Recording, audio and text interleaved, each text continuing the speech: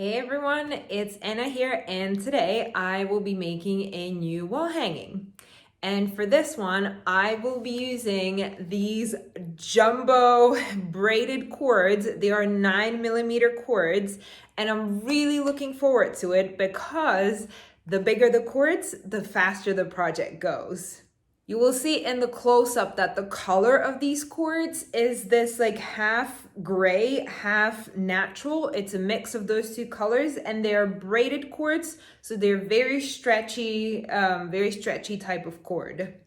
To balance out the thickness of the cords, I'll also be using a pretty thick piece of driftwood. This one, or not driftwood, sorry, just a dowel rod. This one is 2.5 centimeters thick and about 50 centimeters wide. And for all the cord measurements, head down to the description of the video. And in terms of the pattern, all the credit goes to Grey Wonders because I will be using her alternating chain knot pattern. And in case you don't like my explanation of the pattern, head over to her channel. I'll link the exact video down in the description as well, so you can check out her video too. All right, now let's make that wall hanging. All right, I've got my first two cords up, and I know that this looks very different than your normal lark's head knot, so let me walk you through it step by step. So we are starting with one piece of that really long cord, and we will put it up with the lark's head knot. Since it's a super long cord, I'm doing my trick of making that lark's head knot in my hand first, and only then I will put it up on the rod. Before tightening this, I want to add these two cords in there and create something called the Prusik knot. To do that, I will just separate the cords like this, and then these two cords, I'll pull them up from behind and through here again. If you're doing this for the first time, I suggest you do the cords one by one. So first, we do this one on the right and pull it through. And then you take the one on the left and do the same thing.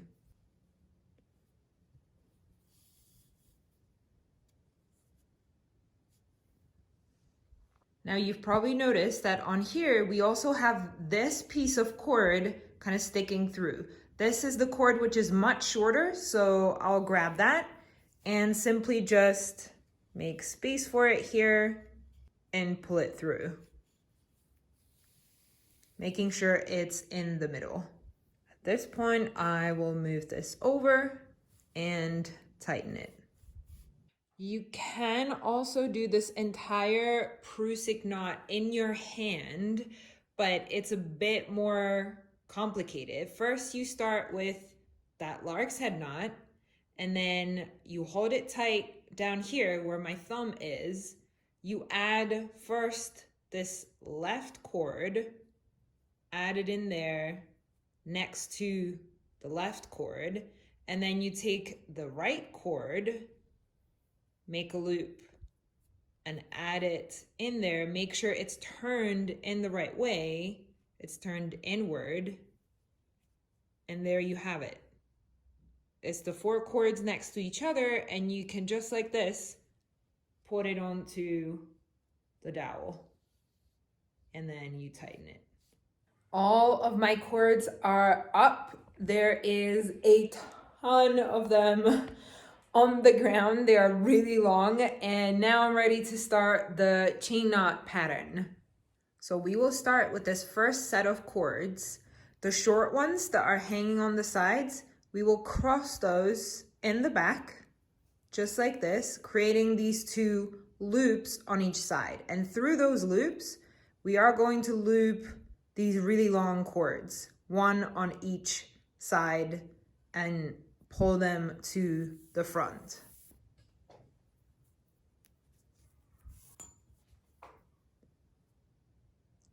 This is the first part done, and we just tighten.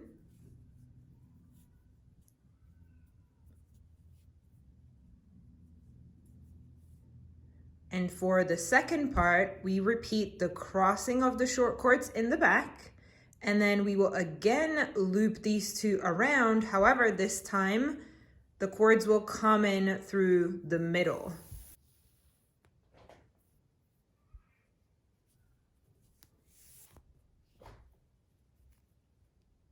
Like this, and tighten again.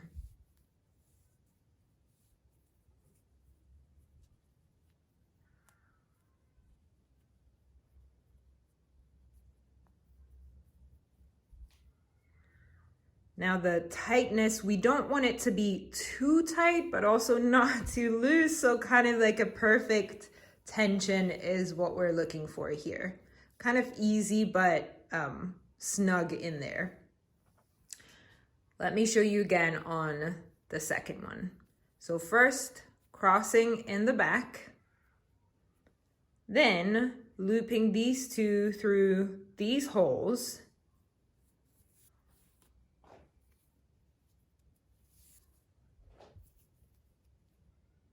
like so, and tighten.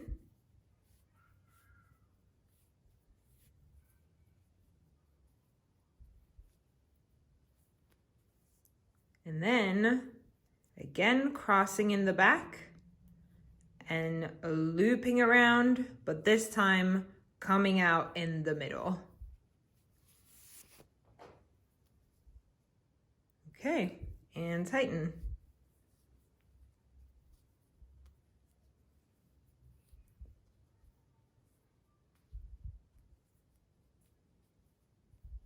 Try to make sure that the knots are as symmetrical as possible so that they kind of end in the same row, in the same, how do I say this? At the same level, because this will be really important for the overall look of the pattern.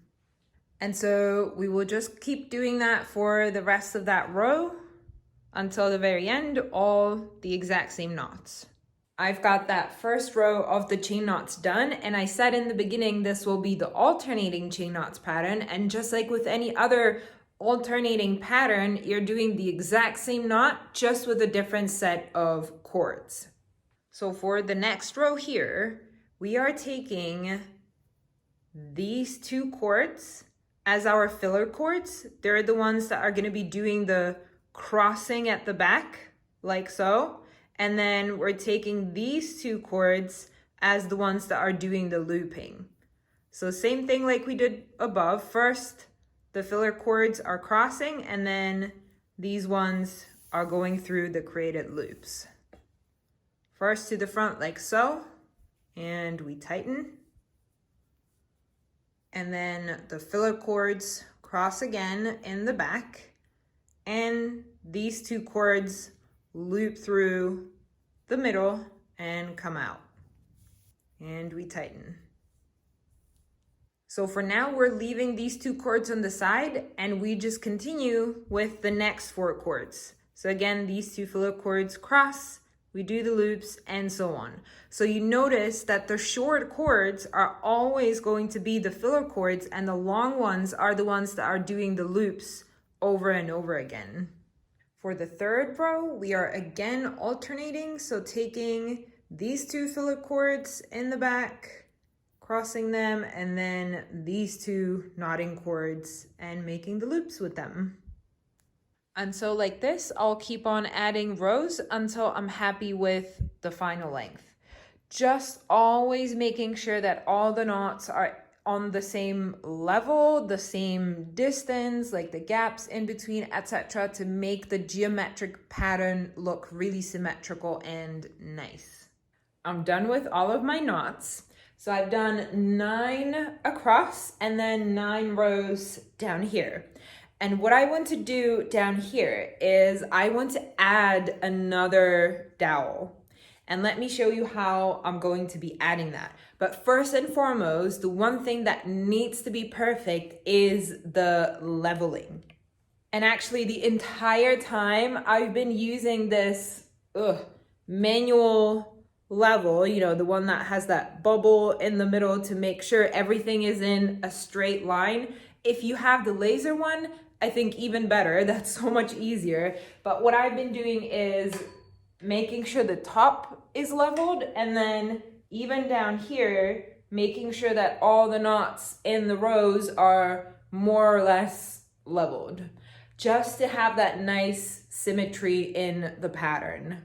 So now that I know that everything is leveled, I can go ahead and add this, where basically we're gonna be doing double half hitches, and this is going to work as our travel cord, you could say. So down here, I'll take my dowel and I'll be working with all of these long cords. The short ones, I'm just gonna keep those in the back. I won't do anything with them. So I'll hold my cord and, the dowel, and then with that first cord, I will do the double half hitch.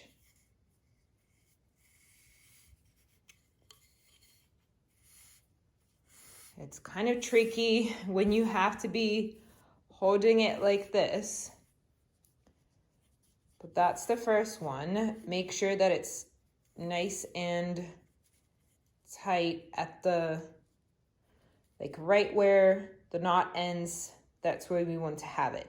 And maybe we will do one more and then we'll do the same on the other side.